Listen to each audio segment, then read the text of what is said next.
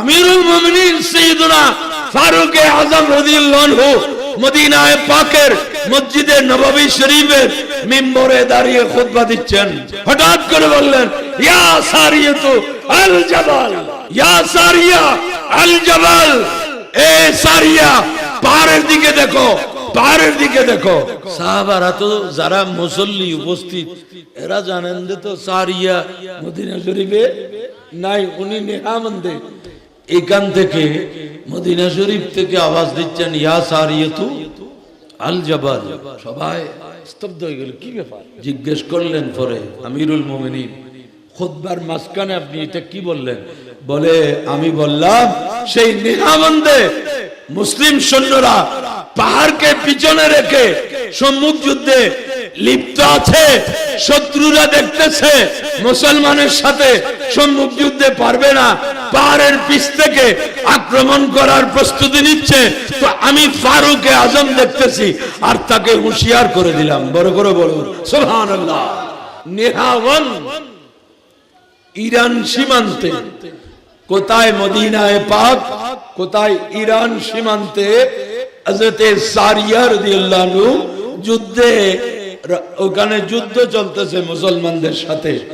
আর আমিরুল মুমিনিন মদিনায়ে পাকে মিম্বর শরীফে খুতবা দিচ্ছেন। ওই সময়ের রাষ্ট্রপ্রধান কেমন ছিলেন? ফারুক আজম মদিনায়ে পাক থেকে দাঁড়িয়ে নেহামন দেখতেছেন। ওনার জবান থেকে বেরিয়েছে ফারুক আজমের জবান, হযরতে সারিয়ার কান। একদিকে বেলায়েতের জবান, আরেকদিকে বেলায়েতের কান। যুদ্ধরত অবস্থায় হযরতে সারিয়া, উনি কমান্ডার ছিলেন, উনি আমিরুল মুমিনিনের আওয়াজ শুনে পিছনে দেখলেন, পিছন থেকে আক্রমণের প্রস্তুতি নিচ্ছে। আর ফারুক আজমের সেই সতর্কীকরণে এরা হুঁশিয়ার হয়ে গেল, মুসলমান রক্ষা পেল। আর পরবর্তীতে ওনারা যখন আসলেন, সাহাবারা সেই ঘটনার সত্যতা প্রমাণ পেলেন। আমার রসুলের গোলাম ফারুক আজমের যদি এই পাওয়ার হয়, তো ইমামুল আম্বিয়া, তাজদারে মদিনা, সুরুরে কলব সিনা, আফতাবে রিসালাত, সুলতানে নবুয়ত হুজুর নবী মুহাম্মদুর রাসূলুল্লাহ সাল্লাল্লাহু আলাইহি ওয়া আলিহি ওয়াসাল্লামের ক্ষমতা কি বয়ান হবে? বড় করে বলুন সুবহানাল্লাহ। আল্লাহর দরবারে আমরা শুকরিয়া আদায় করছি যে ১৫০০ বছর পরেও আল্লাহ আমাদেরকে সঠিক রাস্তায় রেখেছেন। উচ্চস্বরে বলুন আলহামদুলিল্লাহ। সিরাতে মুস্তাকিমে রেখেছেন। তার প্রমাণ হচ্ছে সিরাতে মুস্তাকিম যাদের পথের নাম, আমরা তাদের সবাইকে মানি। সুবহানাল্লাহ। সিরাতে মুস্তাকিম মানি একেবারে সোজা রাস্তা নয়, সিরাতে মুস্তাকিম মানি অবিচ্ছিন্ন রাস্তা, যে রাস্তা দিয়ে আপনি গেলে মঞ্জিলে মকসুদে পৌঁছবেন। সুবহানাল্লাহ। দুনিয়াতে সোজা কোনো রাস্তা আছে? বলেন না। এই কর্ণফুলী ব্রিজ থেকে বেল্লাপাড়া আসতে কত বাঁকা, একটু হলেও বাঁকা হয়েছে। কেউ যদি বলে আমি বাঁকা রাস্তায় চলবো না, সোজা রাস্তায় চলবো, তো বেল্লাপাড়া এই তেমনিতে গিয়ে কোনো ক্লাবে ঢুকে যেতে হবে, সোজা যেতে হলে, ঠিক কিনা? সোজা যেতে হলে কোথায় যেতে হবে? কোন ক্লাবে অথবা বিলে পড়তে হবে। এটা কি সোজা যাওয়ার মানি? নয়, নয়। যে রাস্তা ঘুরে ফিরে গেলেও মঞ্জিলে মকসুদে পৌঁছে, সেটাই হচ্ছে সিরাতে মুস্তাকিম। বড় করে বলুন সুবহানাল্লাহ। আমরা প্রত্যেকেই যেই কোনো নামাজে সূরা ফাতিহা পড়তেছি, এমনকি জানাজার নামাজে যার কাছে দোয়া মুখস্থ নাই, সেও দোয়ার নিয়তে সূরা ফাতিহা পড়তে পারে। সেখানে আমরা প্রত্যেক দিন প্রত্যেক রাকাতে একটি কথাই আবেদন করছি, সেটা হচ্ছে ইহদিনাস সিরাতাল মুস্তাকিম। আল্লাহ আমাদেরকে সঠিক পথে চালাও, সঠিক পথে চালাও। কিন্তু কেউ কেউ অর্থ করছে সঠিক পথ দেখাও, সঠিক পথ, তাহলে বোঝা যায় এখনো দেখে নাই।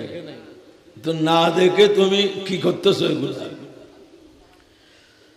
পথ না চিনে ভালো গাড়ি নিয়ে যদি রওনা দেয়, বলে আমার যেমনে গাড়ি ভালো, একেবারে নতুন, একেবারে ব্র্যান্ড নিউ, আমার ড্রাইভারও ভালো, একেবারে তেল মোবিল যেগুলো, এগুলো নিট অ্যান্ড ক্লিন, কোনো ময়লা নাই, গাড়ি ফুল স্পিডে চলতেছে, কিন্তু কোন দিকে যাবে এটা জানে না।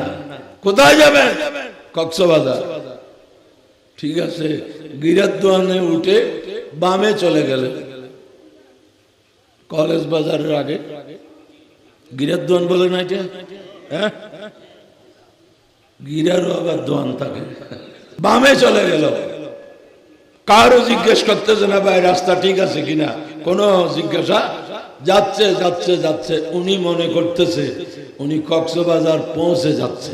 আপনারা বলুন, কি কক্সবাজার পৌঁছে যাচ্ছে না প্রতি মুহূর্তে কক্সবাজার থেকে দূরে চলে যাচ্ছে?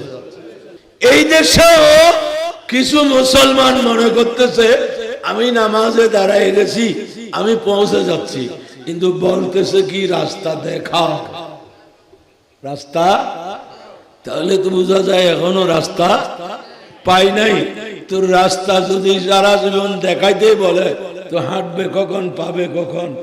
আর সুন্নিরা অর্থ করছে রাস্তা তো পেয়ে গেছি, সেই রাস্তায় ঠিকঠাক চালাও। সুবহানাল্লাহ। আজকের দিনে এক শ্রেণীর মানুষ আছে, সুন্নি উলামায়ে কেরামকে শুধু দোষাবে যে এরা বেশি দলাদলি করে, কাফের বলে। সুন্নিরা কি ফতোয়া দেয়? কাফের ফতোয়া দেয়। এখন তো অন্যরাও দিচ্ছে, অমুক অমুক দলকে ভোট না দিলে কাফের। আসছে ফেসবুকে পাইছেন, এক মৌলবী বলতেছে এই দুই দল, দুটি ইসলামী দলের নাম বলছে, তথাকথিত ইসলামী দল, তথাকথিত ইসলামী দল, আরেকটি সাধারণ দল এর নাম বলছে, এই দলে ভোট দিলে কাফের হবে, ওই দলকে না দিলে কাফের হবে। এটা ফেসবুকে পাইছেন। এখন মুফতি সাহেবের কাছে আমার প্রশ্ন, অতীতে যারা ওই দুই দলকে ভোট দেয় নাই, তাদের ব্যাপারে ফতোয়া কি? এরা মুসলমান না কাফের? অতীতে দেয় নাই, এখন কাফের ফতোয়ার ফ্যাক্টরি তো আপনারা খুলে ফেলছেন। আমরা তো কাউকে কাফের বলি নাই, কাফের হয়ে গেছে এটা দেখাই দিতাম। জুমার দিন মুসল্লি ফিলারের সাথে হেলান দিয়ে ঘুমাচ্ছে, খতিব সাহেব বলে এ ভাই উঠেন উঠেন মুসল্লি, আপনার ওযু ভেঙে গেছে।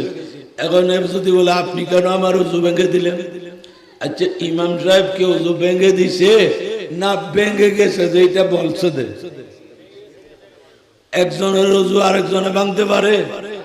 আপনি এই পিরিচটা এক আসারে ভেঙে ফেলতে পারবেন, কিন্তু ওযু আলাকে যদি আসারও দেন, ওযু ভাঙবে না।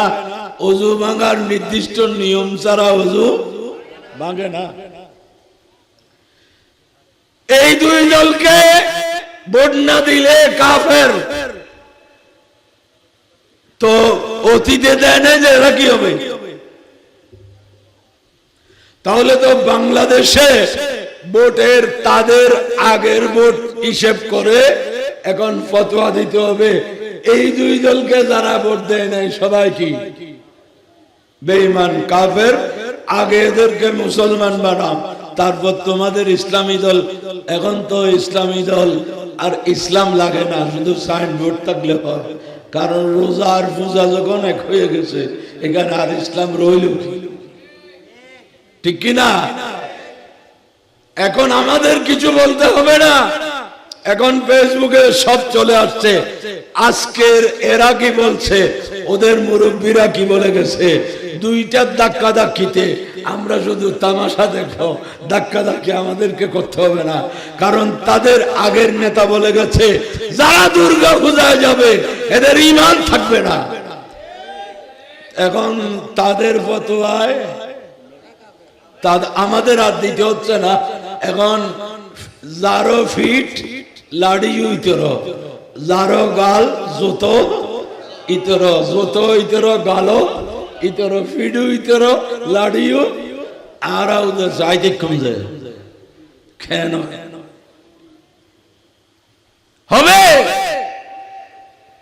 মনে রাখবেন যেই আলেম যেই ইমানদার কোন না কোন হক্কানি রব্বানি আলেম ওলির দামান ধরবে না, তাকে শয়তান খুব তাড়াতাড়ি গুমরাহ করবে। এই জন্যই তো যুগে যুগে ওলিয়ায়ে কেরাম, সাহাবা, তাবেঈন, তাবা তাবেঈন, আইম্মায়ে মুজতাহিদিন, এত বড় বড় ইমামগণ আল্লাহর ওলিদের দামান ধরেছেন। বড় করে বলুন সুবহানাল্লাহ। যুগের শ্রেষ্ঠ শ্রেষ্ঠ আলেম, ওনারা দুনিয়া বাসা আলেম, কিন্তু ইন্তেকালের আগে ওসিয়ত করছে আমাকে অমুক ওলির আস্তানার পাশে, ওনার মাজারের পাশে দাফন করবা। আলেম যারা তারা জানেন। হযরতে কামালউদ্দিন ইবনুল হুম্মাম হানাফি মাযহাবের, ওনাকে ব্যারিস্টার বলা হয়। এত বড় ফকিহ, এত বড় ফিকহ শাস্ত্রের, হাদিস শাস্ত্রের ইমাম কামালউদ্দিন ইবনুল হুম্মাম, যিনি ইন্তেকাল করেছেন 861 হিজরিতে। ওনার মাজার শরীফ মিশরে। হযরত আহমদ আতাউল্লাহ ইস্কান্দারি রহমতুল্লাহ আলাইহির মাজার প্রাঙ্গণে এখানে লেখা দেখলাম, কামালউদ্দিন ইবনুল হুম্মাম এত বড় দুনিয়া বাসা ফকিহ, ওনার কিতাব না পড়লে হেদায়ার মতো কঠিন কিতাব বুঝে আসে না। ফাথুল কদির যিনি লিখেছেন, তিনি হযরত আহমদ আতাউল্লাহ ইস্কান্দারি রহমতুল্লাহ আলাইহির মাজার জিয়ারত করতে এসেছেন। সুবহানাল্লাহ। এই দেশের যত বড় বড় মুফতি মুফতি মুফতি মুফতি মুফতি কোনদিন কোন মাজারে দেখেছেন? জিয়ারতে যেতে দেখেছেন? জিয়ারত ওদের ধর্মে এমনে বললে জিয়ারত কি সুন্নত এটা বলবে, কিন্তু করবে না। জিয়ারত মানলে মাজার মানতে হবে, কারণ মাজার বলা হয় জিয়ারতের জায়গাকে। আপনি নামাজ মানবেন, মসজিদ মানবেন না। নামাজ মানলে মসজিদ মানতে হবে। মসজিদ কি? নামাজের জায়গা। মসজিদ কি? মসজিদ কাকে বলে? নামাজের জায়গা। মাজার কাকে বলে? জিয়ারতের জায়গা। এখন জিয়ারত মানে মাজার মানে না, তার মানে হলো নামাজ মানে মসজিদ মানে না। কিন্তু এই বিশ্ববিখ্যাত ফকিহ মুজতাহিদ এর যোগ্যতা সম্পন্ন ব্যক্তি ইমাম কামালউদ্দিন ইবনুল হুম্মাম আতাউল্লাহ ইস্কান্দারির মাজার জিয়ারত করতেছেন। সূরা হুদ শরীফের আয়াত পড়তেছেন, শাকিয়ুন আম সাঈদ। অর্থাৎ নেকবক্ত বদবক্ত না নেকবক্ত। ওনার মনে মনে আয়াত পড়ার সময় একটু খেয়াল আসলো যে মাজার, যার মাজার জিয়ারত করতেছি উনি কোন কোন ভাগে পড়ছে, নেকবক্তে না বদবক্তে। এটা মনে আসতেই মাজার থেকে আওয়াজ আসলো, ইয়া কামাল লাইসা মিন্না শাকী। হে কামালউদ্দিন ইবনুল হুম্মাম, আমরা যারা শুয়ে আছি মাটির ভিতর, যাদেরকে দুনিয়া ওলি হিসেবে চিনে, এখানে কোনো বদবক্ত নাই, সবাই নেকবক্ত। উনি তো ওনাকে টার্গেট করে বলেন নাই, মনে আসছে যে, তখন তিনি ওসিয়ত করে গেলেন, আমাকে ইন্তেকাল হলে ওনার মাজারের পাশে দাফন করি। তাও সমানে সমানে না, পাশাপাশি না, ওনার মাজার থেকে 5-6 ফুট নিচে নিচে গর্ত করে ওই নিচে মাজার। আদব কিভাবে করছে দেখেন, বড় করে বলুন সুবহানাল্লাহ। এই জন্য যাদের কাছে আদব নাই এদের ঈমান টিকে না, এদের ঈমান টিকে না। আদব রাসূল পাকের দরবারের আদব সাহাবা কেরাম কিভাবে করেছেন। যখন আয়াতে করিমা নাযিল হলো, ইয়া আইয়ুহাল্লাযীনা আমানু লা তারফাউ আসওয়াতাকুম ফাওকা সাওতিন নবী, হে ঈমানদারগণ নবীর আওয়াজ থেকে তোমাদের আওয়াজ যেন বড় না হয়। এখানে খারাপ কথার প্রশ্ন নাই, বেয়াদবিমূলক কোন বাক্যের প্রশ্ন, শুধু আওয়াজ, সাউন্ড। তোমাদের আওয়াজ যেন নবীর আওয়াজ থেকে বড় না হয়। যদি হয় আনতাহবাতা আমালুকুম, জীবনের সমস্ত আমল বরবাদ হয়ে যাবে। শুধু আওয়াজটা বড় করলে ভালো কথা না খারাপ কথা এটার বিষয় না, আওয়াজটা বড় হবে। এই আয়াত এর দুটি শানে নুজুল আছে। একটা শানে নুজুল এটা আছে, আকরা ইবনে হাবেসকে এক জায়গায় নেতা বানানোর জন্য, আমির নিয়োগ করার জন্য সিদ্দিক আকবর আর ফারুক আজমের মধ্যে একটু বিতর্ক হয়েছে। একজন বলতেছে উনি ঠিক হবে, আরেকজন বলতেছে ঠিক হবে না। এটা একটা জরুরি বিষয়। এটা একটা কি, ওই এলাকায় কাউকে আমির বানানো যাবে, কিন্তু এই ওনারা দুইজনের বাড়াবাড়িটা হচ্ছে কার সামনে? রাসূল পাক সাল্লাল্লাহু আলাইহি সাল্লামের সামনে। এটা তো রাসূল পাকের বিরোধী কোনো বিষয় নয়, বরং ইসলামী রাষ্ট্রের স্টেটের একটা জরুরি বিষয়। কিন্তু আওয়াজটা একটু কি হয়ে গেছে। আল্লাহ বলেন যতই জরুরি হোক, যদি আমার নবীর শানের সাথে না যায় এটা আমি অ্যাকসেপ্ট করব না। আল্লাহ আয়াতে কারীমা নাযিল করে দিলেন, হে ঈমানদারগণ তোমাদের আওয়াজ আমার নবীর আওয়াজ থেকে যেন বড় না হয়। লা তারফাউ আসওয়াতাকুম ফাওকা সাওতিন নবী ওয়ালা তাজহারু লাহু বিল কওলি কাজহারি বাদিকুম লিবাদ আন তাহবাতা আমালুকুম ওয়া আনতুম লা তাশউরুন। তোমরা একে অপরের সাথে কথা বলার সময় যেভাবে উচ্চস্বরে বলো, এই কানে যেন সেভাবে না বলো। খবরদার, জিন্দেগীর সমস্ত আমল চলে যাবে। আমল কখন নষ্ট হয়? যখন ঈমান নষ্ট হয়ে যায়, তখন আমল কি হয়ে যায়? আদব কাকে বলে? এরপর থেকে খলিফাতুর রাসূল আফদালুন নাস বাদাল আম্বিয়া সিদ্দিক আকবর এমন ভাবে ভয় পেয়েছেন। এরপর সরকারে কোন মক্কা তাজদারে মুরসালা মালিকে ইমাহা মুহাম্মদুর রাসূলুল্লাহ সাল্লাল্লাহু আলাইহি ওয়াসাল্লামের দরবারে আসার সময় মুখের ভিতর পাথর ভরে আসতেন, যাতে অনিচ্ছাকৃত আওয়াজ যেন বড় না হয়। বড় করে বলুন সুবহানাল্লাহ, আল্লাহু আকবার, ইয়া রাসূলুল্লাহ, ইয়া গাউসে আজম দস্তগীর জিন্দাবাদ। প্যারা হাজরিন, উনি মুখের ভিতর পাথর রাখতেন যাতে রাসূল পাকের সামনে আর আওয়াজ বড় না হয়। রাসূল পাক জিজ্ঞেস করলে, আবু বকর আওয়াজ করতেন যে এত ছোট, ওই যে ভয় খাইছে। আবু বকর একটু বড় করে বলো, আমি শুনতেছি না। ইনি আর একটু বাড়াইতেন। আবু বকর আবার বলো। এটাই ছিল সাহাবাদের আদব। বড় করে বলুন সুবহানাল্লাহ।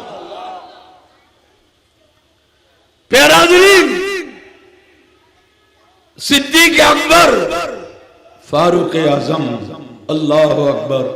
ফারুক আজম তো রসুলের শানে বেয়াদবি করার পর ইনি একটু বেয়াদবি যদি ওনার মনে হয় তো ওনাকে সাহাবী তো দূরে, মুমিন তো দূরে, সরাসরি মুনাফিক বলতে। বুখারী মুসলিম হাদিসের সব কিতাব খুলেন, হযরত হাতিব ইবনে আবি বালতা রাদিয়াল্লাহু আনহু জলিলুল কদর বদরি সাহাবা সিটি একটা ফতে মক্কার বিষয়ে মক্কা শরীফ পাঠাই দিছে। এরপর এটাকে দরাদরি হওয়ার পর ফারুক আজম বলে, ইয়া রাসূলুল্লাহ আদাল্লি আদরিব উনকা হাযাল মুনাফিক,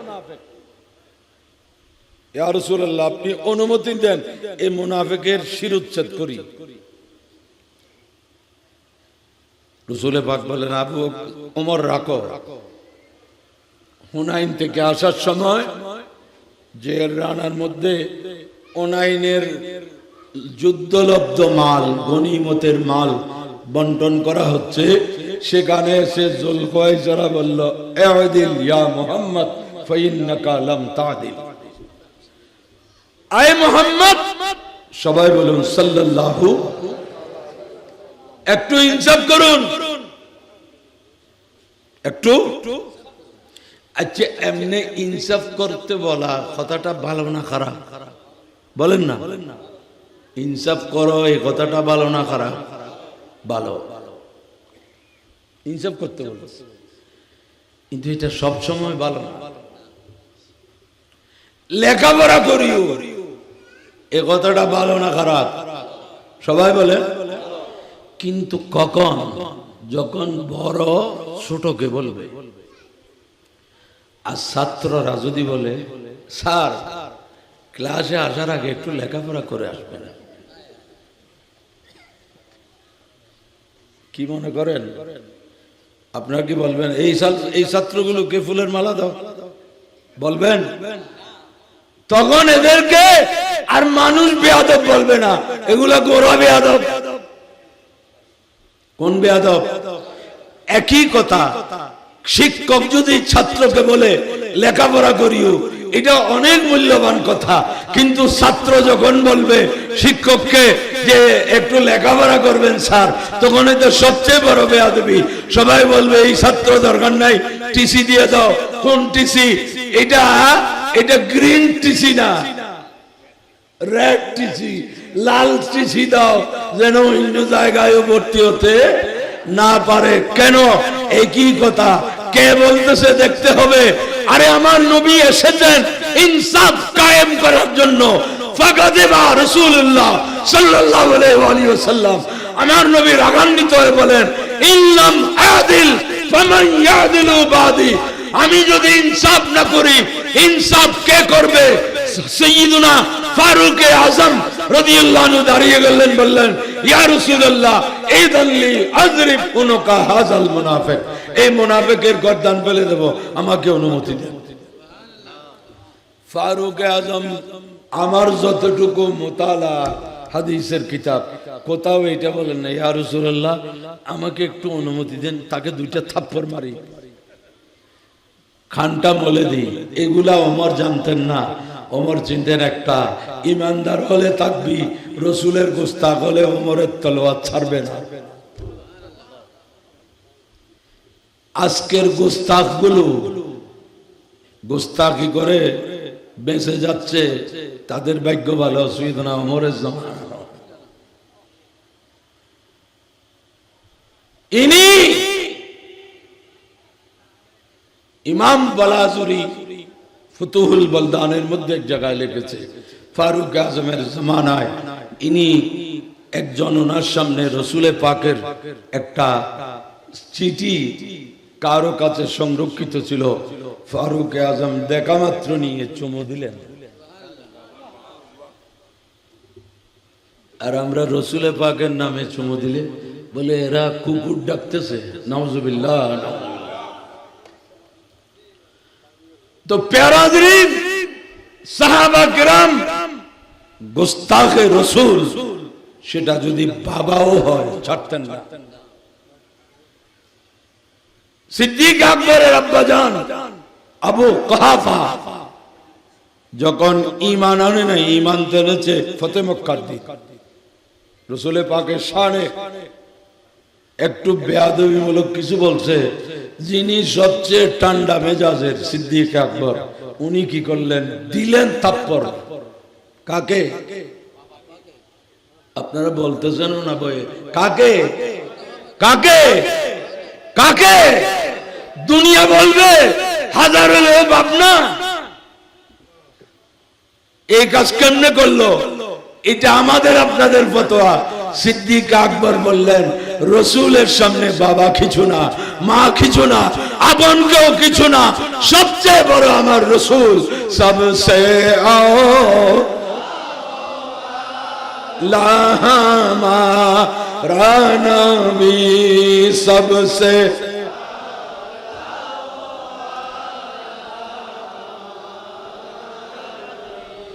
अपने मौला का प्यारा हमारा नबी, दोनों आलम का दूल्हा सबसे आओ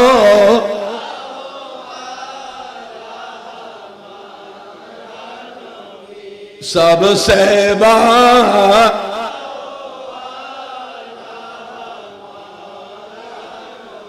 এটা সাহাবায়ে কেরামের এই আকীদা ছিল।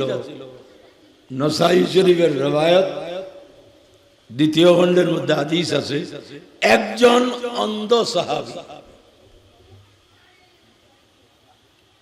যিনি সার্বক্ষণিক কোন একটা মানুষের মুখাপেক্ষী, চলতে ফিরতে উঠতে বসতে হাঁটতে খেতে, তার স্ত্রী ছিল মস্ত বড় বেয়াদব। স্বামী শুনে মতো রসুলে পাকের শানে বেয়াদবি করত, নওজুবিল্লাহ বলেন। বউয়ের খেয়াল হলো জামাই একদিকে অন্ধ, খামখায় আমাকে অন্ধের অবস্থায় মারতে চাইলে আমি এদিক বা এদিক সরে গেলে হাত তো আমার গায়ে পড়বে না, অতএব তার সামনে যা ইচ্ছা তা করা যাবে। ওই সাহাবী বারবার মানা করলো। এমনি তার খেদমত ঠিকঠাক করে, তাদের ঘর সংসারের সম্পর্ক ঠিক আছে, ছেলে মেয়ে আছে, স্বামীকে মহব্বত করে, কিন্তু রসুলে পাকের সাথে ওই মহিলার আদাওয়াত, সে গোস্তাকি বেয়াদবি মূলক কথাবার্তা বলে। এই অন্ধ অনেক বলে দেখলো, দেখে যে না ওই বউ কেয়ার করতেছে না, অন্ধ তো বলে আমি যারা চলতেও পারবে না, এ আমাকে কি করতে পারবে, দেখবে না আমি কোন দিকে যাচ্ছি, এই জন্য সে করতেছে। তো ওই অন্ধ সাহাবী চিন্তা করলেন এই বেয়াদবকে শাস্তি, চূড়ান্ত শাস্তি দিতে হবে। তালাক দিলে আরেক জায়গায় গিয়ে হলেও কি করবে, স্তব্ধ করে দিতে হবে। অন্ধ সাহাবী কারোর সাথে পরামর্শ করে নাই, হাতিয়ে হাতিয়ে খন্তা আছে না, খন্তা একটা জোগাড় করে রাত্রে বিছানার পাশে রাখছে। স্বামী স্ত্রী একসাথে শুয়েছে,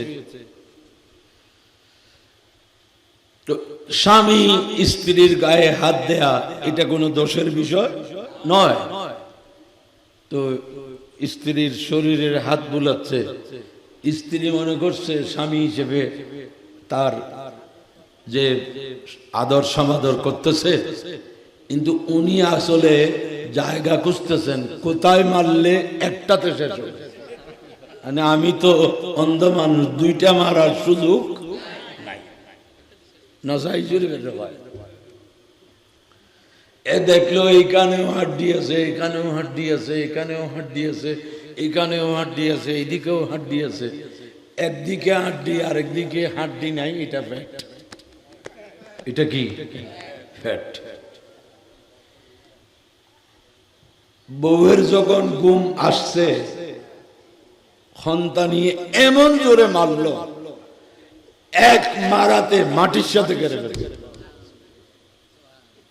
একেবারে ওইদিকে পার হয়ে মাটিতে কেড়ে গেছে, রক্তে বেসে গেছে, দরফর দরফর করতেছে, এদিক সেদিক থেকে মানুষ হায় হায় হায়, এই অন্ধের বউকে কেজে মেরে ফেললো। কেউ তো এটা কল্পনাও করতে পারতেছে না, এও কিছু বলতেছে না। মানুষজন জমায়েত হয়ে গেল, এটা রসুলে পাকের দরবারে খবর চলে গেল। ফজরের নামাজের পর অন্ধ চিন্তা করলো জানি না আবার কার গায়ে বলা মুসিবত উঠে, কে কার উপর প্রতিশোধ নেয়। আমাদের দেশে দেখতেছেন না, কয়েকজন 10-12 বছর জেল কেটে বের হয়ে পত্রিকায় আসছে সম্পূর্ণ নির্দোষ। দোষ কি? এক আসামির সাথে নাম মিলে গেছে। আচ্ছা আমি বলবো নাম মিলতে পারে, বাবার নাম এইটাও মিলল, গ্রামের নাম, ইউনিয়নের নাম, সবগুলো মিলতে পারে? আসলে বিষয় সেটা না, একজন নিরপরাধ মানুষকে ঢুকাই দিয়েছে টাকা দিয়ে, আসল আসামি খালাস। এ হলো আমাদের দেশের অবস্থা। এরকম অনেক অনেক 12 বছর 15 বছর জেলে বসছে, তার কোনো দোষ নাই শেষ পর্যন্ত। অন্ধ সাহাবী চিন্তা করলেন কে কাকে আটকায় দে, তো ইনি নিজেই এই হাতিয়া দিয়ে মসজিদে নববীতে ফজরের নামাজে উপস্থিত হয়ে গেলেন। আমার রাসূল বলছেন, এই উপস্থিত অমুকের বউকে কে মারছো, দাঁড়াও। আচ্ছা বলেন, এত সহজে যদি আসামি ধরা যাইত তো গোয়েন্দা সংস্থা, এই সংস্থা সেই সংস্থা কিছুর দরকার হইতো? রাসূল কেমনে বলতেছেন এইভাবে? কেমনে বলতেছেন জানেন? আমার নবী জানেন আসামি আছে, আসামি আছে। এখন উনি যখন দাঁড়াইতে যায়, মানুষ বলে আরে তোমার বউকে কে মারছে, তাকে দাঁড়াইতে বলতেছে। আর সে কেউ তো আসল ঘটনা, সে বলে রাখো আমার কথা আছে। সবাই আসতে কি কথা? ইয়া রাসূলুল্লাহ, আমার বিচার যাই করেন করবেন, এই ঘটনা আমি একেবারে সুস্থ মস্তিষ্কে ঠান্ডা মাথায় সব জ্ঞানে আমার স্ত্রীকে আমি হত্যা করেছি, এবার যা বিচার হয় আমি মেনে নেব। গোটা মজলিস স্তব্ধ হয়ে গেছে। অন্ধ ব্যক্তি কাজ করলো। এবার দুনিয়ার সবচেয়ে ন্যায়পরায়ণ বিচারক যিনি, সৈয়দুল মুরসালিন, ইমামুল আম্বিয়া, হাবিবে কিবরিয়া, শাফে রোজে জাযা, আহমদে মুস্তাফা, মুহাম্মদ মুস্তাফা সাল্লাল্লাহু আলাইহি ওয়াসাল্লামের সেই নবুয়তের আদালতের ফয়সালা শুনেন। দামুহা হাদরুন, দামুহা হাদরুন, দামুহা হাদরুন, উচিত শাস্তি হয়েছে, এটার কোনো বিচার না। রাসূল পাক বললেন শাস্তি যথাযথ হয়েছে, এই হত্যাকাণ্ডের কোনো বিচার নাই, বিচার ঠিকই হয়েছে। কি বুঝলেন? সুন্নিরা বাতিলের সাথে গিয়ে আত্মীয়তা করে জীবনেও শান্তি পাবেন না। ঘর থেকে ফাতিহা দুরূস বিদায় নিবে, এমনি পাক্কা সুন্নি। যখন পয়সা দেখছে, না না না আমার বিয়ে এত খরা বাতিল না, একটু মরা বাতিল। কি বাতিল? মরা বাতিল। হ্যাঁ না না আমি সুন্নি বানাই ফেলবো। কিন্তু যখন আত্মীয়তার পরে দেখা যাচ্ছে সুন্নিটা আস্তে আস্তে গোলাপি হচ্ছে। কেন? বাতিলরা সব সময় চেষ্টা করবে সুন্নিদের সাথে আত্মীয়তা করার জন্য। কি উদ্দেশ্যে? সুন্নি হওয়ার জন্য নাকি তারগুলা এখানে সরবরাহ করার জন্য? এটা বুঝুন না। সুবিধা মতে ফতোয়া দেয়, ও না দিত পারে আনিন্ন পারে, দেওয়াম বললে দিত পারে আনিন্ন পারে, আনন্দ বললে আনিত পারে দিন পারে। এই ফতোয়া ব্যাগের নিজে নিজে তৈরি করে দেওয়া। দেখছেন কি অবস্থা? সাংবাদিক রোডে রোডে ঘুরে ঘুরে তথ্য সংগ্রহ করে, পয়সা দিলে উল্টা লেখে। ঠিক কিনা? ঠিক কিনা?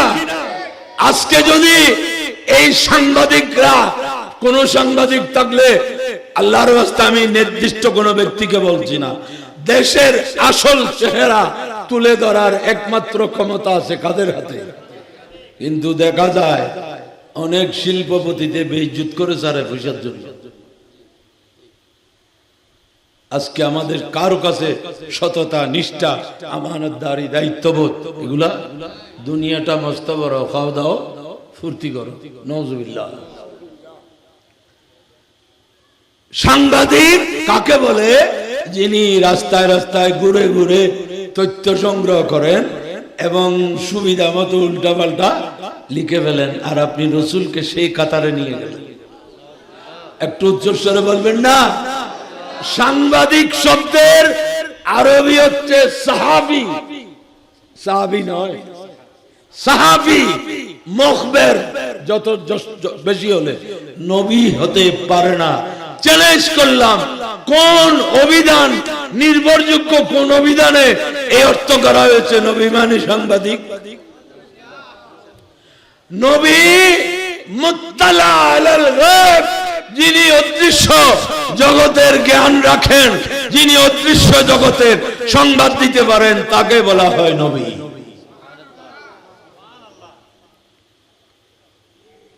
রসুলে পাক একই বৈঠকে জোহরের নামাজ এক বৈঠকে শুরু করছেন। সৃষ্টির শুরু থেকে জোহরের ওয়াক্ত হয়েছে, নামাজ পড়েছেন, আবার বর্ণনা শুরু। আসরের ওয়াক্ত হয়েছে, নামাজ পড়েছেন, আবার বর্ণনা শুরু। হযরতে হুযায়ফা ইবনুল ইয়ামান রাদিয়াল্লাহু তাআলা আনহু বলছেন, এত লম্বা সৃষ্টির শুরু থেকে কিয়ামত পর্যন্ত কি হবে না হবে সবগুলো একই বৈঠকে আমার রাসূল বর্ণনা করে দিয়েছেন। যে মুখস্থ রাখতে পারছে, যে পারে নাই। এমনকি দেওবন্দি মৌলভীরা আবু দাউদ শরীফের হাসিয়া লিখেছেন, এটা প্রথম খণ্ডের একেবারে এই 88-87 পৃষ্ঠার মধ্যে পাদটিকায় আছে, আমার রাসূল শুধু নিজে অতীত ভবিষ্যৎ জানেন না, বরং হযরতে হুযায়ফা ইবনুল ইয়ামান রাদিয়াল্লাহু তাআলা আনহুকে অতীত বর্তমান কিয়ামত পর্যন্ত সবকিছু রাসূল ওনাকে শিখাই দিয়েছেন। বড় করে বলুন সুবহানাল্লাহ। अव्वल आखिर सब कुछ जाने, देखे भाई दो करीब, गायब की खबरी देने वाला अल्लाह का वो हबीब नबी जी अल्लाह।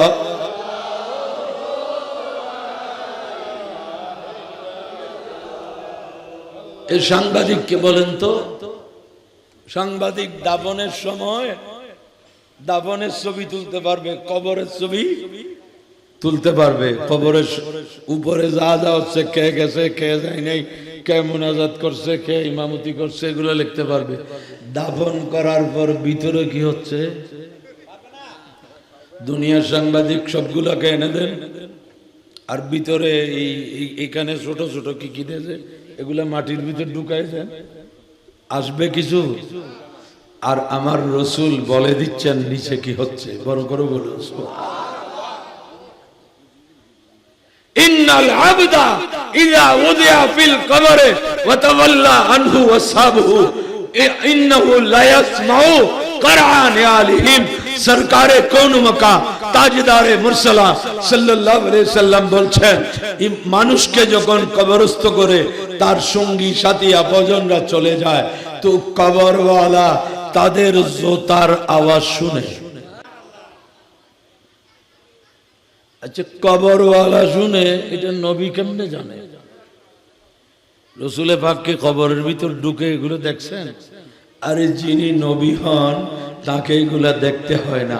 নবী বলেন, যিনি জানেন তাকেই তো নবী বলা হয়। বড় করে বলুন সুবহানাল্লাহ। ডাক্তার বলছে মুরব্বীকে বললো, ডাক্তার সাহেব আমার মাথা শোঁ শোঁ করে, পেশাব বেশি হয়, মুখ শুকায় যাচ্ছে, এই হচ্ছে সেই হচ্ছে। ডাক্তার বললেন একটু পরীক্ষা নিরীক্ষা করেন, ব্লাড পরীক্ষা করেন, ইউরিন পেশাব পরীক্ষা করেন, ডায়াবেটিস পরীক্ষা করেন।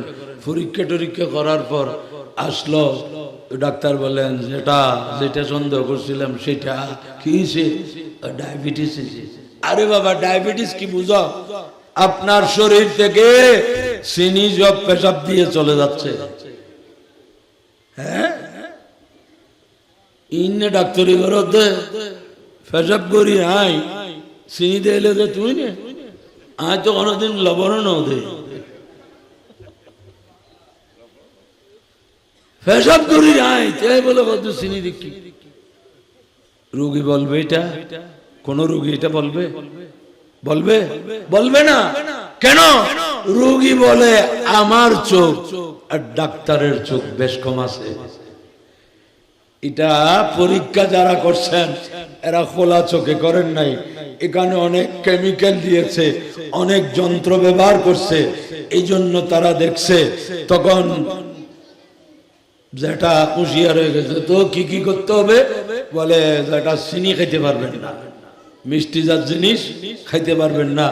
বাড়িতে গিয়ে বলতেছে চিনির বই মাছ কামচাম মেনু অন্য আর শেষ নাকি কইব ডাক্তার চিনি যাইলি তো সুবিধা না, আচ্ছা চিনি কিনেন করতো না, এত এক চামিচ এক চামিচ দিয়ে চাটা বানাই ফেলতে। এটা কেউ বলবে না। আপনি ডাক্তারেরটা বিশ্বাস করলেন, যেহেতু ডাক্তার, ডাক্তারের চোখে দেখতেছেন। আমার কাছে এই পানি খুব পরিষ্কার, বাইরে খুব লেখা আছে এটা খুব পরিষ্কার, কিন্তু যদি ভালো যন্ত্র দিয়ে দেখা যায় এখানেও অনেক কিছু আছে কিনা। তো নবীগণ তো শুধু এই চোখে দেখেন না, ওনারা তো নবুয়তের চোখে দেখেন। বড় করে বলবেন ওনাদের কান এমনে কান। হযরতে সুলাইমান আলাইহিস সালাম পিঁপড়ার পরামর্শ শুনতেছে 30 মাইল দূর থেকে। ফিরে কথা কদে ইয়া এই বাদশা আইলি, বাদশা যখন আসবে না ওদের সৈন্য সামন্ত নিয়ে অজান্তে তো আমাদেরকে পিষে একেবারে শেষ করে দিবে। উদখুলু মাসাকিনাকুম, সবাই গর্তের ভিতর ঢুকে যাও। তো ফাতাবাসসামা মিন দাহিকান মিন কওলিহা, সুলাইমান আলাইহিস সালাম মুস্কি আসলেন কার কথা শুনে? বলেন না কার? কত দূর থেকে? 30 মাইল। আর পিঁপড়া যদি আমাদের কানে বসে চল্লা করে, এদের সব মিষ্টি খেয়ে ফেলবো, শুনবো আমরা। এনে পীরে আমাদের গুথে বেজে, কিন্তু পীরে কি খবর? নবী বলা হয় যারা এত দূর থেকে পিঁপড়ার আওয়াজও শুনে। সুবহানাল্লাহ। দূর নজদীক কে सुनने वाले हुए कान, काने लाले करामत पे लाखों सलाम मुस्तफा।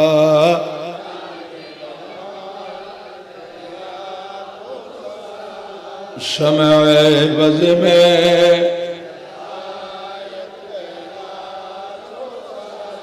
उन्हीं तो नबी আমিরুল মুমিনিন সাইয়্যিদুনা ফারুক আযম রাদিয়াল্লাহু আনহু মদিনায়ে পাকের মসজিদে নববী শরীফের মিম্বরে দাঁড়িয়ে খুতবা দিচ্ছেন। নিহাওয়ান ইরান সীমান্তে, কোথায়? মদিনায়ে পাক, কোথায়? ইরান সীমান্তে। হযরতে সারিয়া রাদিয়াল্লাহু আনহু যুদ্ধে, ওখানে যুদ্ধ চলতেছে মুসলমানদের সাথে, আর আমিরুল মুমিনিন মদিনায়ে পাকে মিম্বর শরীফে খুতবা দিচ্ছেন। হঠাৎ করে বললেন, ইয়া সারিয়াতু আল জাবাল, ইয়া সারিয়া আল জাবাল, এ সারিয়া পাহাড়ের দিকে দেখো, পাহাড়ের দিকে দেখো। সাহাবারা তো যারা মুসল্লি উপস্থিত, এরা জানেন যে তো সারিয়া মদিনা শরীফে নাই, উনি নেহামন্দে। এখান থেকে মদিনা শরীফ থেকে আওয়াজ দিচ্ছেন, ইয়া সারিয়াতু আল জাবাল। সবাই স্তব্ধ হয়ে গেল, কি ব্যাপার? জিজ্ঞেস করলেন পরে আমিরুল মুমিনিন, খুতবার মাঝখানে আপনি এটা কি বললেন? বলে, আমি বললাম সেই নিহামন্দে মুসলিম সৈন্যরা পাহাড়কে পিছনে রেখে সম্মুখ যুদ্ধে লিপ্ত আছে। শত্রুরা দেখতেছে মুসলমানের সাথে সম্মুখ যুদ্ধে পারবে না, পাহাড়ের পিছ থেকে আক্রমণ করার প্রস্তুতি নিচ্ছে। তো আমি ফারুক আজম দেখতেছি আর তাকে হুঁশিয়ার করে দিলাম। বড় করে বলুন সুবহানাল্লাহ। ওই সময়ের রাষ্ট্রপ্রধান কেমন ছিলেন? ফারুক আজম মদিনায় পাক থেকে দাঁড়িয়ে নেহামন দেখতেছেন, ওনার জবান থেকে বেরিয়েছে ফারুক আজমের জবান হযরতে সারিয়ার কান। একদিকে বেলায়েতের জবান আর একদিকে বেলায়েতের কান। যুদ্ধরত অবস্থায় হযরতে সারিয়া, উনি কমান্ডার ছিলেন, উনি আমিরুল মুমিনিনের আওয়াজ শুনে পিছনে দেখলেন, পিছন থেকে আক্রমণের প্রস্তুতি নিচ্ছে। আর ফারুক আজমের সেই সতর্কীকরণে এরা হুঁশিয়ার হয়ে গেল, মুসলমান রক্ষা পেল।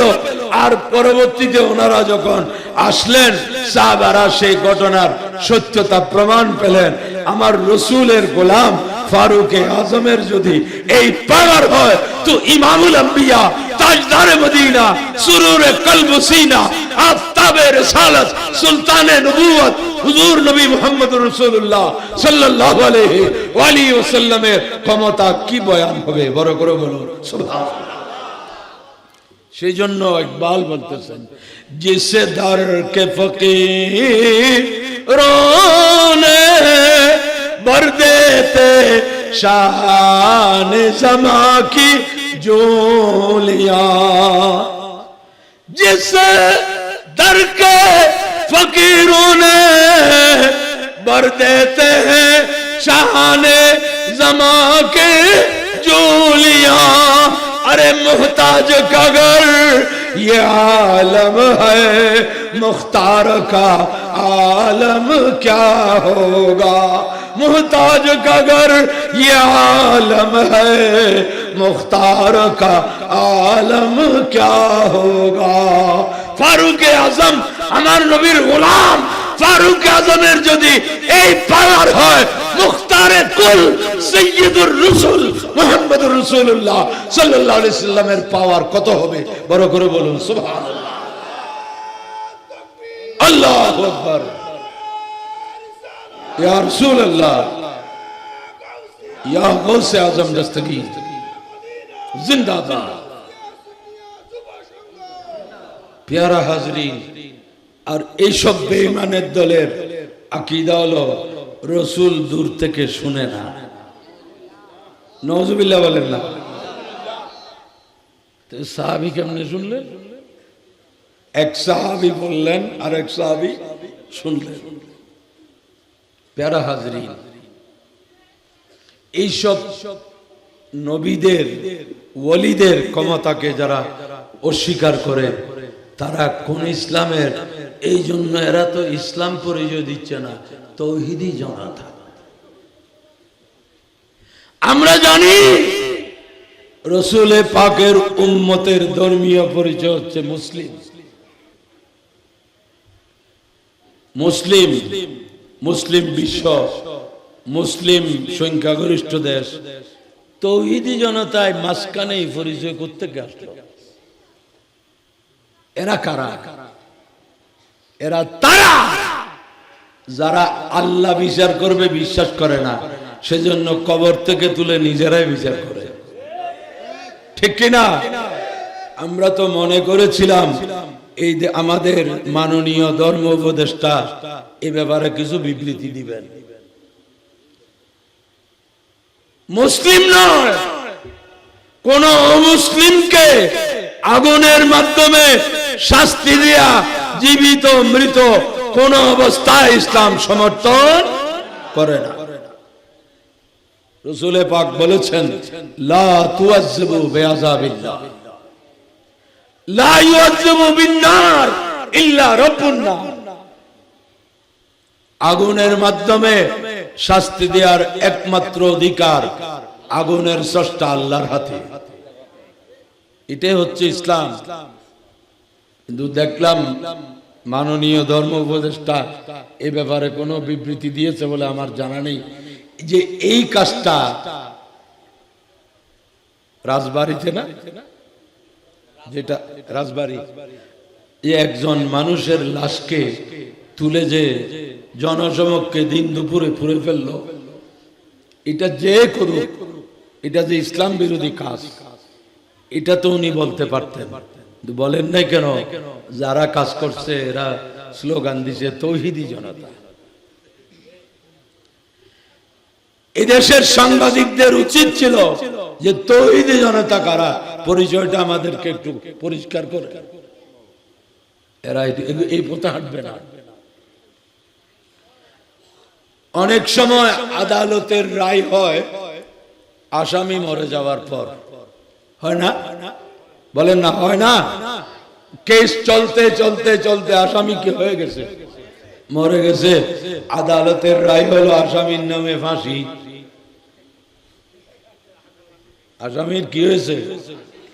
আদালত আসবে, কবরস্থানে আসবে, আসছে কোথাও? ইসলামী আইন নয়, অমুসলিমদের আইনেও এই ধরনের কোন বিধান আছে কিনা?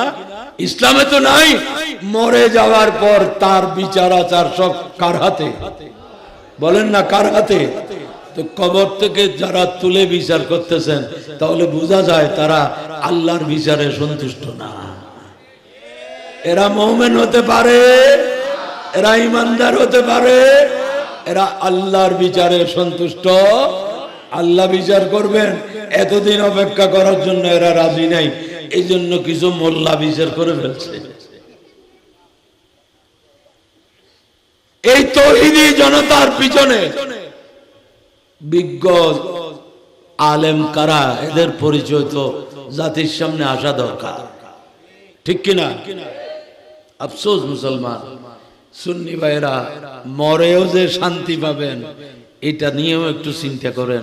খবরে থাকতে পারবেন কিনা? তো যখন খবরেই থাকতে পারবে না, জিন্দা থাকতে একটু নড়াচড়া করেন। সুন্নিরা এই দেশে যেই পরিমাণ আছে, যদি যে কোনো বিষয়ে এক হয় তো পুরা দেশে খবর আছে, ঠিক কিনা? কিন্তু দুঃখ হলো আমাদের সুন্নিরা মাহফিলে সবাই সুন্নি, আমাদের সুন্নিরা ওরসে সবাই সুন্নি, কিন্তু যখন আহলে সুন্নতকে প্রাতিষ্ঠানিকভাবে আজকে সব প্রকার মুসলমানরা, সব প্রকার অনুসারীরা রাজনৈতিকভাবে অরাজনৈতিকভাবে ঐক্যবদ্ধ হতে পারলে সুন্নিরা কেন পারবে না? সুন্নিদের ঐক্যবদ্ধ হওয়ার দরকার আছে কিনা? আছে কিনা? আপনি কার উপর ভরসা করবেন? ইলেকশন আসলে বড় বড় দলের নেতারা নির্বাচনী প্রচার শুরু করার জন্য নির্বাচনী অফিসে যায় না, কোনো না কোনো মাজারে, শাহ আমানতের মাজার, শাহজানুলিয়ার মাজার, মোহসেনুলিয়ার মাজার। এটা কি জন্য বলেন না? ভক্তি? মোটেও না। ভক্তি থাকলে এই দেশে এত মাজারে আক্রমণ হলো, কোন দলের নেতা একটা শব্দ বলছে? বলছে? বলে নাই। ওই সময় এখানে কেন যায়? মাজার ভক্তদেরকে ধোঁকা দেওয়ার জন্য।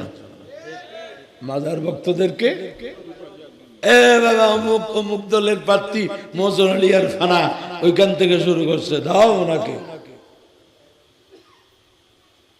সুন্নি ভাইরা যদি মনে করেন ঈমান আকীদা নিয়ে বাঁচতে চাই, কবরে যেতে চাই, আমার পরবর্তী বংশধর সুন্নি থাকুক, এটা যদি চান তো সুন্নিরা ঐক্যবদ্ধ থাকুন। ইনশাআল্লাহ বাংলাদেশে যেই পরিমাণ সুন্নি আছে, এরা যদি যে কোনো বিষয়ে একটা সিদ্ধান্ত নেয়, তখন দেখবেন পুরো রাষ্ট্রে খবর হবে। এখন খবর হচ্ছে না কেন? এরা মনে করতেছে জুলুসে লক্ষ লক্ষ মানুষ, ঠিক আছে, এগুলা সব এক বাক্সের মানুষ না। এই জন্য আপনাদেরকে গন্তেছে না, শুধু এখানে আর আর কি তো নাইলু কিলে রাখতো, তুমি যাই তো ঠিক নেই। এখন আর ওইভাবে ফরের বিটা উঁচু করার সময় আর নাই, নিজের ঘর তৈরি করার চিন্তা ভাবনা করুন। আজকে আমরা মাহফিল আপনারা জানেন এই বিষয়গুলো অনেক আগে থেকে আমরা যারা এগুলা নিয়ে মাথা ঘামিয়েছি।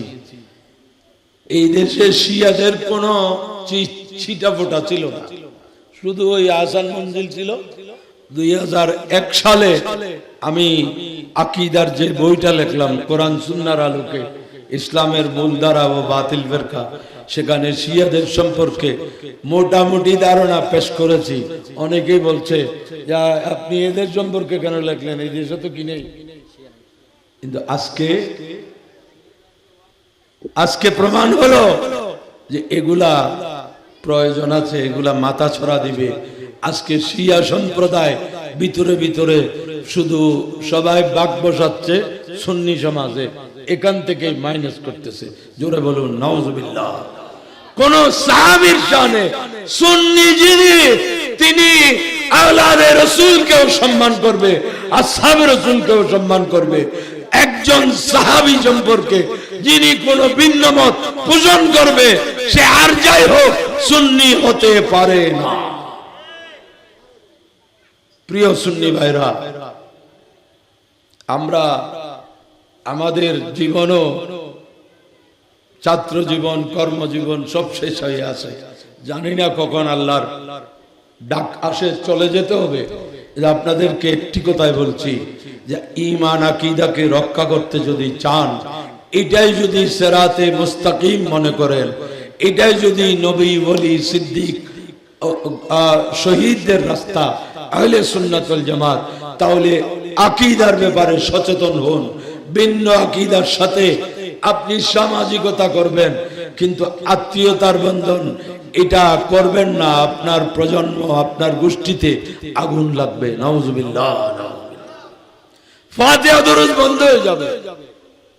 আপনি ভিন্ন আকীদার মেয়ে ঘরে আনবেন, সে দেখবে তার শাশুড়ি এই মাসে দাদা শাশুড়ের ফাতিহা, তারপরের মাসে নানা শাশুড়ের ফাতিহা, মোরগ একটা একটা জবে করতেছে, আর এই মেয়েটা বসে বসে গিরা গুনতেছে। বুড়ি তুমি মরো, তারপর তোমার ফাতিহা আমি দিব, আর তুমি মরার পর ঘরের মালিক তো হব আমি। এখন বুড়ি তো যতদিন ছিল এই ফাতিহা ফাতিহা ফাতিহা, মইয়তের জন্য বড় ফায়দা, বড় উপকার। বুড়ি যখন মরছে, এই মেয়ে তো ফাতিহা আমার খানা, ফাতিহা বিরোধী ঘরের মহিলা। ফাতিহা 7 দিনের ফাতিহার কোনো নাম বন্ধ। আশেপাশের ঘর ওরাও তো সুন্নি। আবো তোমার শাশুড়ির ফাতিহা রাতে করবে না? কেমনে করবো? আপনাদের ছেলে টাকা কখন দিছে জানেন? খরচ করে ফাতিহা করতে হয়। তো মানুষ কি বলবে খরচ করে ফাতিহা করতে হয়, এটা বলবে নাকি? এখন টাকা আছে কি নাই, দিছে কি দিছে না, এটা কি ফারা পুরুষের মানুষ জানে? একটা বলে দিল আপনাদের ছেলে অমুক বিদেশে থাকে, কখন টাকা দিছে জানেন? আমার হাতে এগুলা করার মতো টাকা পয়সা নাই, তো খরচ করে কি ফাতিহা করতে হয়? মানুষ বলবে এদের ফাতিহা করলে করুক, না করলে না করুক, আমরা কি করব? আস্তে আস্তে ফাতিহা দরস বিদায় হয়ে যায়। আপনি তো টাকা দেখে, পয়সা দেখে, বিল্ডিং দেখে, গাড়ি বাড়ি দেখে শান্তি পাবেন না। এটা আমার কথা নয়, ইমামে আহলে সুন্নাত আল্লামা গাজী শেরে বাঙ্গাল রহমতুল্লাহ আলাইহি আত্তুলিয়ে ওয়াদা করেছেন 37 সাবান ব্যবহার করবে না। সাবানে কি করলো? সাবান তো কাপড় পরিষ্কার করে দেয়। সাবান কি করে? কাপড় পরিষ্কার করে। রমনা সিগারেট খাবা না, এগুলা বলতেন উনি। কেন?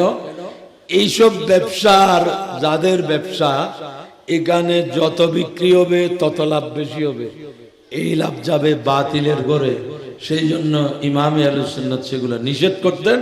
এই প্রসঙ্গে হাদিসও আছে। প্যারা হাজরিন, আমরা কেন ওনাদেরকে ভুলে যাব? ওনাদের পথে মতে থাকলে আমরা আহলে সুন্নতের আকীদা আদর্শের উপর থাকতে পারবো। আলহামদুলিল্লাহ। কেউ রাগ করবেন না। আজকে আপনারা সব দেখতেছেন কি হচ্ছে না হচ্ছে।